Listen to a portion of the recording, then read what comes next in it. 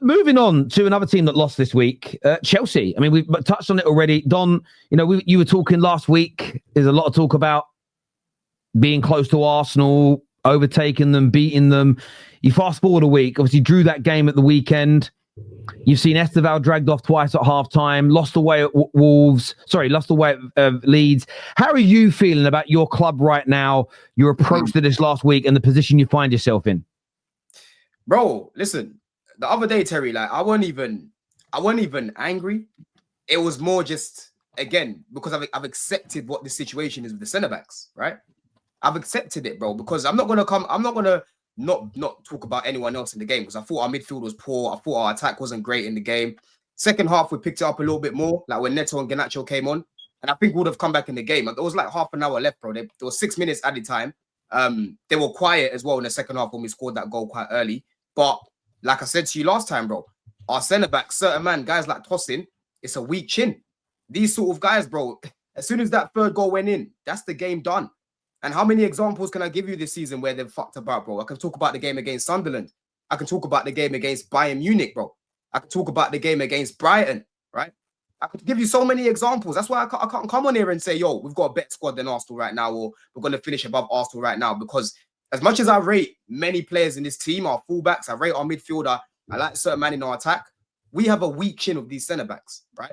And it's going to be the same thing this season because Fofana, he wasn't in the squad the other day. As soon as Tosin comes into the lineup, he's up to some fuckery, broski, right? Every single time. 1 week is Tosin, 1 week is Chalobah, 1 week is both of them, yeah? We will never prosper with those guys at the back, bro. We are basically in our era of the Mustafis and the Socrates and the Luizis. That's where we are, right? So this fan base right now, they're sitting there, they're cooking me in the chat. Let them cook me right now. They can cook me. I'm a big man, I can handle it, right? But they need to remember where they were not long ago. They've forgotten because their defense has been so good for a minute and they've got better defenders now that they're forgetting. Because I remember when they had goals in their team, they had Aubameyang, they had Lacazette, they had Saka that was playing at left back, creating for their team. But they were always a mistake away at the back because the centre backs that they had most of the time, bro, they were not good enough, right? So for me, Terry, it is where it is this season, bro. I've accepted what it is with these guys at the back, especially, right? I told you going into the season that I am looking at our attack on our midfield to carry us through more games because without Colwill, that's a big miss. And Fofana is a guy that you can't depend on, right? I expected us to go into the window and go and get a centre-back. When I didn't see these things, I told you I changed my prediction to third. I put a second, then I changed it to third because I knew what time it was, right? So for me, bro, it's just one of them ones where with our team that we put out against Arsenal, key players like Reece, key players like Fofana, we can go up against anyone. We can challenge anyone. But the squad, the certain man in the squad in certain positions, guys like Tosin, they're just not going to take us anywhere, bro. They're not going to take us anywhere, right? And let me talk about the attack as well, because a lot of people think I just ignore the attack. Bro, Garnacho, Gittins, and all of these guys like, Delap and that. Listen, if it was up to me, I would have signed an Osimhen. I didn't want to sign him for the money that he wanted, of course, like over 400k a week or whatever it was. I wouldn't have signed him for that much. But I wanted Kvaratskhelia. I told you that was my dream signing. I was happy to go to Everton and go get Ndiaye. I wanted Chelsea to be in there for Rodrigo, right? But regardless of what I think of my attack, Terry, Maresca's created a system which creates us chances that Tom doesn't get in his team. We create chances in this team and we score goals, right? Why do you do that? Why do you do that for? Why do you need to do that? I will do that because people keep talking to me as if my attack is competing against Firmino, Mane, Salah, Aguero, Sterling, Sane. I'm not looking at anyone's attack right now and it's scaring me, bro. Yeah. Arsenal, at least with them, their attack might not be firing, but they've got a defense they can fall back on. I don't have that same privilege.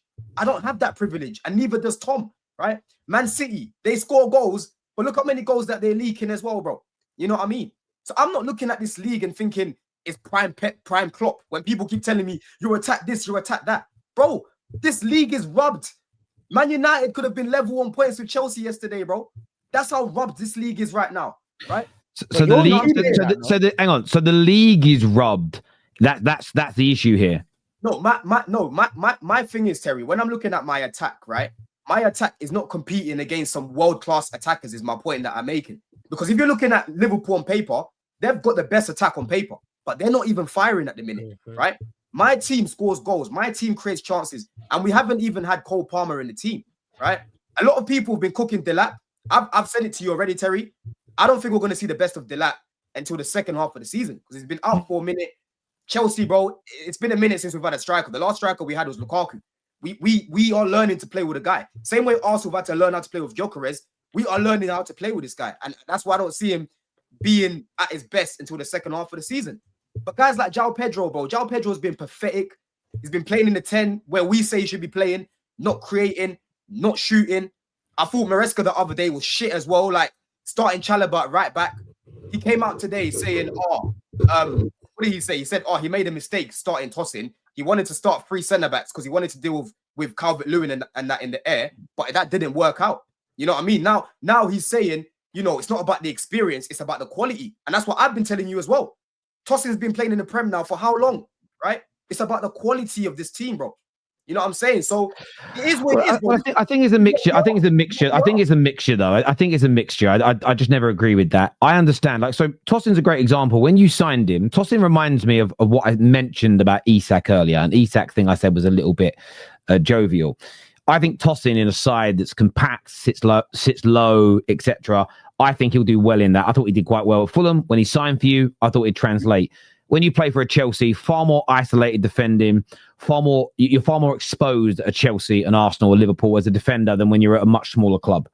With strikers, it's the opposite way. You get less space, less time. Defenders, there is more space, which makes it harder. But I look at Esteval as an example. Talent, we all know he's got it. Some say generational talent. Some say, well, I think he's got world-class talent. I think he could become a world-class player. But he doesn't have the experience of little things. For instance, the reason he got taken off at half-time in both games is because your manager was clearly worried that the atmosphere and the game state and the situations that were going on were going to be too much for him. So as much as he has that talent, him not having experience is a problem and is an issue. I think one of the reasons that you've received the red cards that you've had this year, it's not just the amount of games you've played, it's the amount of games these players have played for a top side where there's media pressure and where there's an expectation. You could be 28 years old, have played 400 games, but never have experienced what it's like playing for a giant club. Isak this year is finding what it's like to play for a giant club. Wirtz, giant club now. There is a fundamental difference in those things. So I do think that's there.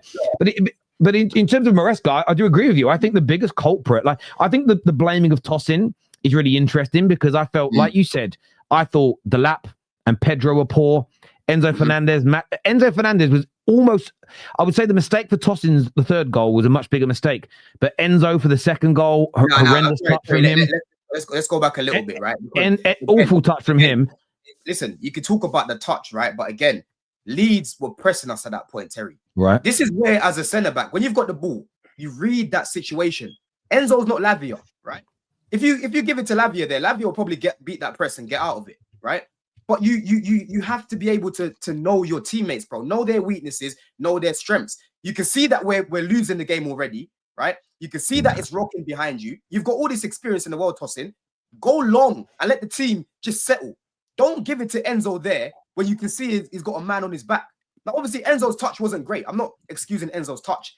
I'm just saying he put him under pressure, knowing that he's being pressed, when the better option for me would have been to go long, beat that press, and let the team settle a little bit, bro, right? Because the moment that Enzo lost that ball, the ball just went there, and I'm telling you, Terry, it was right in front of me. When the guy had that space, I said, go, because he had so much space to just bang it. And like I said to you, Tom, that guy, I always forget his name. He's got a good shot. He's got a very good shot, bro. Yeah, because Sanchez is a good shot stopper, but he couldn't do anything for that one. And then for the third goal, that's just pathetic. Like, I think that's 8 goals now directly from mistakes this season. Last time I checked, it was 7. I think now that's now 8. You know, Tosin stomping his feet, he's looking around. It's now time, Terry, to play Josh, right? I know Josh is inexperienced and he's young, but there's upside with him. At least he can develop. He can learn through his mistakes. Tosin is at that level now where he's nearly 30. He is not going to get better than what we've seen. Yeah, he is not going to get better than what we've seen, bro. This is what he is. You know what I'm saying, bro? He is just a mid-table or that sort of centre-back. You know what I'm saying, broski? It's really bad, bro. I honestly hate the centre-back options at Chelsea, bro. Because when Fofana and Cole were not there, what you're picking out, he doesn't trust Josh. Tosin is a mess. You know, Tosin and Chalobah together is a recipe for disaster. It's no surprise that when he wasn't there, we were getting all these clean sheets. He comes back, we concede 3 goals. You know, so that's the difference for me, innit? That's the main area. That's the main area that I'm looking at. Because whatever people want to say, Don's delusional, Don's this, I'm not delusional about our goals and our creativity, bro. We're up there. In terms of goals scored, we are up there. I think we've scored the third most goals in the league right now. Yeah, we're still up there at the minute. Yeah, so anyone, you guys can cook them, but we score goals. It's the centre backs that's the biggest issue for me right now. That's the biggest area for me. That's the problem. Well, look, this is one of the reasons why, though. I've just had a look at that Tom. second goal, though. I've had a look at that second goal. I wouldn't say Enzo Fernandez is being pressed. I'd say there's a man in his shadow, but it's not like he's touch tight and harrying him. Enzo just takes a bad touch. He hasn't read it correctly, and then he throws a lazy leg out to try and intercept it. But I look at that.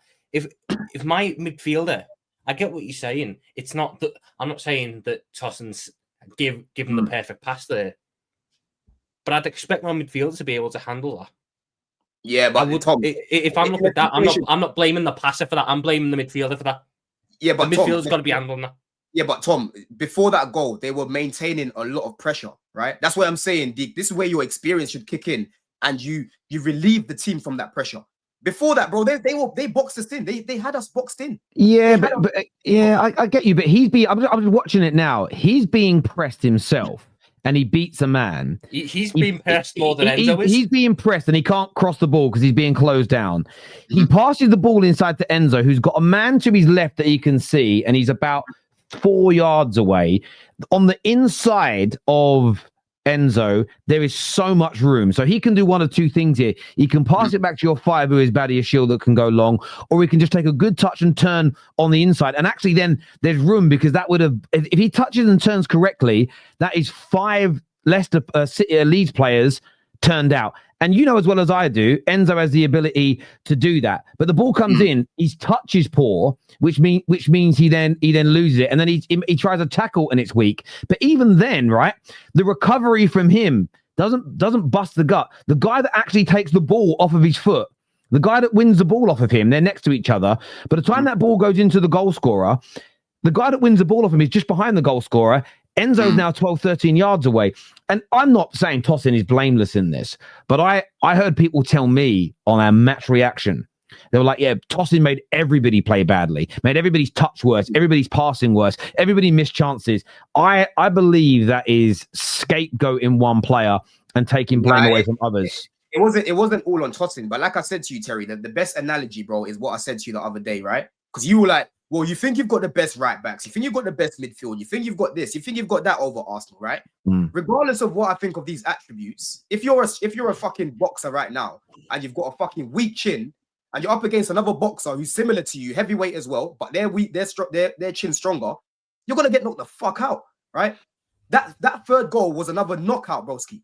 And I'm gonna see more knockouts like that this season. The boxer weren't the same level though. That's I will see more. KJ, I'm telling you now, like Terry has said, bro, yeah, second half, Gittins gets an assist quickly because people like to cook Gittins in that. I don't think he got enough of the ball in this game. When he did get the chance in the second half, he got an assist. Garnacho comes on, creates a very good chance for Cole Palmer. Cole Palmer scores, that's 2-2. The game changes, right? I was watching these Leeds players, bro. They were now in their half. They were quiet. We were maintaining pressure. For me, I felt like we was going to come back into the game. But again, that third goal, that just killed the game. That's it. And even the disallowed goal they scored, Terry, the one that was offside. Go look at how Tosin was defending. The comparison between him and Fofana in the box is pathetic. I've never seen someone so tall be so poor in the air, bro. Right? Aerially, he's honestly like a palm tree, bro. I called him a hologram the other day, right? He's so passive. He reminds me of spaghetti. It's like a spaghetti man, bro. Yeah? He's like Slender Man. So tall, but nothing in the air. You know what I'm saying? I hear where you're coming from, but this is why I challenged you 2 weeks ago, because I agree that you are a team that will make the top 4 comfortably, but you're a level below Arsenal. I believe that. I actually think you'll maintain a decent points difference, but I just think they're a level above you as an overall team. And it's the only reason we were challenging you is because your view is, and I must have been sent, there's a clip that I've been sent about 8 times to you this week on a different platform where you're saying we're like really close to Arsenal. I don't think you are really close to Arsenal. And you also saw it this week because, and I wanted to ask you about the red card. The red card against Arsenal partly cost you in this game because Caicedo being in that team, I think it's a different match. So again, that red card was stupid. It was immature. It was unprofessional, and it didn't cost you in that game because your players put in an amazing performance after that. But it's cost you in the next. It's cost you in the next game, which is frustrating for you guys. Yeah, the figures are Terry. I know people say, "Oh, because Caicedo wasn't there, broski." I've seen us lose to Sunderland with Caicedo there. I've seen us lose to Brighton with Caicedo there. Right. But I understand that, but you would still rather him be there than not. But it's obviously the next bit. But what it exposed when it comes to the are we near Arsenal or not is he's out. I get why Fofana and Reece James couldn't play. With those 3 players being out and then a bit more rotation, Neto not being in the starting lineup, Gusto being taken out, suddenly there was a leveling up. And it wasn't just tossing at the back being poor. As we've mentioned, the midfield might have had more of the ball, and we all know Man United get given the ball by a lot of teams because they don't fear us with it, right? You had a lot of the ball, but you couldn't break their lines. They were winning the physical battles against you. Esteban, that we all know is talented, just got dog walked to a point where he kicked out, and I wouldn't have sent him off for it. It was a flick kick. But so for me, this idea that you are superior to Arsenal in nearly every department, but your centre backs just drop you down a level. Why this is I think it's an exaggeration.